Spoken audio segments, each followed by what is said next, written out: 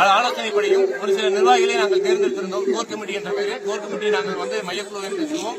அந்த மையக்குழுவின் அடிப்படையில் ஒரு சில நிர்வாகிகளை ஒரு சில மண்டலங்களுக்கு நாங்கள் தேர்ந்தெடுத்தோம்.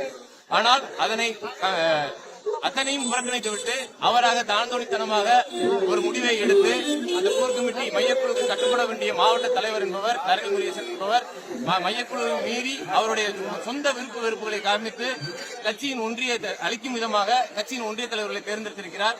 அதற்கான கிளைத் தலைவர்கள் ஒத்துழைப்போடு தேர்ந்தெடுக்க வேண்டிய ஒன்றிய தலைவர்களை அவர் தாழ்ந்தோடித்தனமாக ஒன்றிய தலைவர்களின் கிளைத் தலைவர்கள் ஒப்புதல் இல்லாமல் தேர்ந்தெடுத்திருக்கிறார்.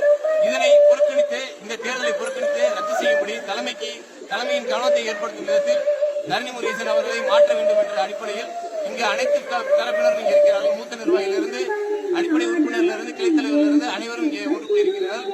இது தரணி முருகேசன் அவர்களுக்கான எதிர்ப்பு மட்டுமே. மற்றபடி கட்சியினுடைய நலன் கருதி ராமநாதபுரம் மாவட்டத்தில் வருங்காலத்தில் பாராளுமன்றத்தையோ சட்டமன்றத்தை எடுக்க வேண்டும் என்றால் இவரை போன்ற மாவட்ட தலைவர்கள் நாம் கண்டிப்பாக மாற்ற வேண்டும் என்று தலைமைக்கு வலியுறுத்தும் விதமாக இந்த ஒரு கவன